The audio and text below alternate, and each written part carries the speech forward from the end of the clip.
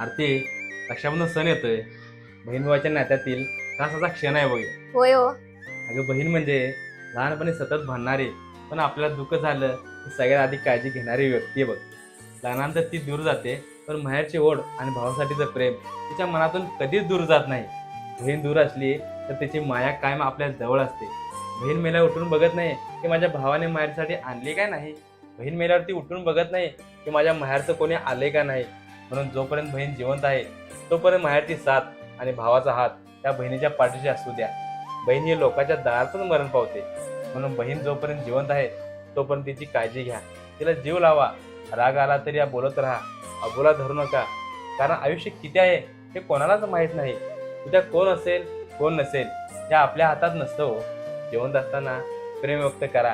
कारण फोटोला मिठी मारून रडण्यापेक्षा जिवंत माणसाला मिठी मारणं हजारपट सुंदर असतं. म्हणून माझी प्रत्येक बहिणीच्या भावाला कळकळीची विनंती आहे. कितीही बाहेरगावी लांब असाल किंवा नोकरीसाठी असाल तर या रक्षाबंधन सणाला अवश्य आवर्जून या.